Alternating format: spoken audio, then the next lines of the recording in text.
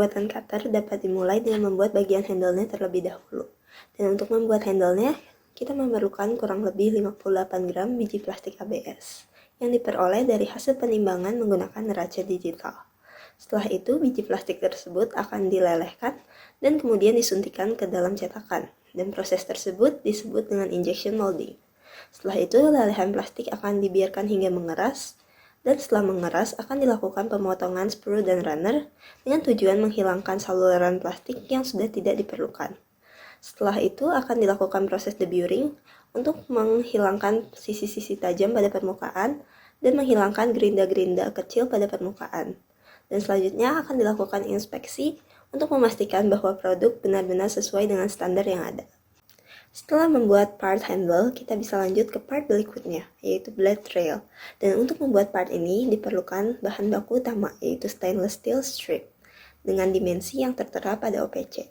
Untuk memperoleh dimensi tersebut, kita dapat menggunakan jangka sorong, dan setelah memperoleh dimensi yang diinginkan, kita bisa memotong material sesuai dimensi tersebut, dan selanjutnya kita akan melakukan proses stamping, di mana material akan ditekan menggunakan dies sehingga kita memperoleh bentuk yang kita inginkan. Setelah itu, kita akan melakukan proses deburring untuk menghilangkan sisa-sisa tajam pada permukaan. Dan selanjutnya akan dilakukan proses surface finishing untuk memperhalus permukaan. Dan terakhir akan dilakukan proses inspeksi agar produk yang dihasilkan sesuai dengan standar.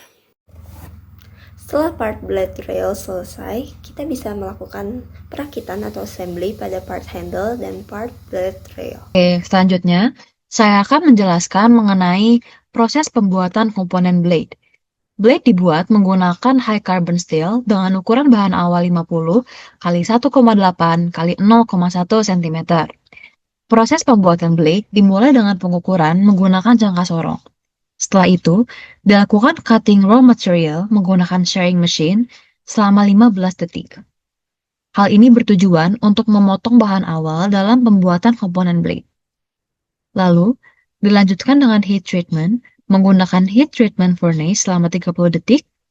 Setelah itu, ada grinding and blade shaping menggunakan belt grinder dan juga CNC grinding machine selama 60 detik atau 1 menit. Dan dilanjutkan dengan edge sharpening menggunakan sharpening grinder selama 10 detik. Lalu terdapat punching menggunakan punching press dan progressive die selama 1 detik. Setelah itu, ada pula coating menggunakan coating line selama 1 detik. Dan terakhir, ada pula deburring menggunakan vibratory deburring machine selama 2 detik. Setelah itu, untuk finishing, ada pula inspeksi untuk mengecek dimensi, surface, dan keseluruhan komponen blade sebelum proses assembly. Selanjutnya, saya akan menjelaskan mengenai proses pembuatan komponen lock slider. Lock slider menggunakan plastik ABS 6,3 gram dan pada prosesnya dimulai dengan pengukuran menggunakan neraca digital. Setelah itu, proses dilanjutkan dengan pencetakan injeksi dengan injection molding machine selama 35 detik. Lalu, dilanjutkan dengan pemotongan sprue and runner menggunakan sprue cutter selama 8 detik. Setelah itu, proses dilanjutkan dengan deburring menggunakan deburring knife selama 15 detik. Lalu untuk finishing, terdapat inspeksi untuk mengecek dimensi dan keseluruhan komponen sebelum dimulai assembly. Saya akan melanjutkan penjelasan OPC kami yakni pada parts terakhir, yakni parts end cap yang menggunakan material plastik ABS sejumlah 5,3 gram. Pertama, material akan melalui proses pengukuran menggunakan neraca digital. Lalu, dilanjutkan dengan proses pencetakan injeksi menggunakan injection molding machine selama 30 detik untuk mencetak bentuk utama dari end cap. Lalu, akan dilanjutkan dengan proses pemotongan sprue dan runner menggunakan sprue cutter selama 8 detik untuk memisahkan bagian end cap dari sistem saluran. Berikutnya, akan melalui proses deburring menggunakan deburring knife selama 15 detik untuk membersihkan sisa material cetakan. Lalu, selanjutnya akan melalui proses inspeksi pada kerja baku sehingga akhirnya produk end cap telah jadi. Berikutnya saya akan menjelaskan Operation Process Chart atau OPC dari produk kami yakni cutter secara keseluruhan.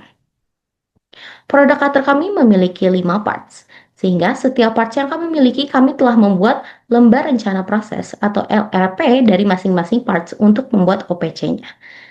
Saya tunjukkan secara sekilas masing-masing LRP dari masing-masing parts.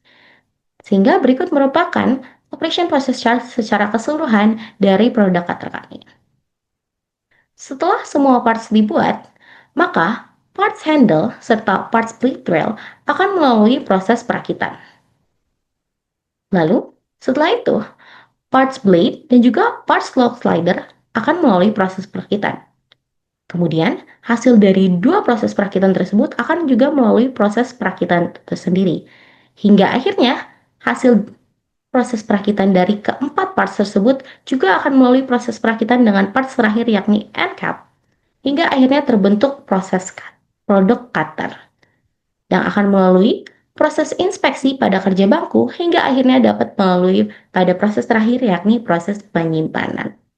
Hasil dari produk cutter kami ialah berbentuk seperti ini, sebagaimana yang sudah kami lampirkan pada tugas 4 kami, yakni terdapat juga pada SolidWorks seperti yang drive kami cantumkan pada tugas 4. Model yang kami buat ini pada SolidWorks dapat bekerja atau bergerak sebagaimana cutter berfungsi. Baik, ringkasan dari OPC kami yakni memiliki 25 operasi dengan waktu 395 detik, dengan 11 inspeksi, serta 1 penyimpanan, sehingga dengan total 37 proses dengan 395 detik. Baik, berikut merupakan lembar operation process chart kami secara keseluruhan.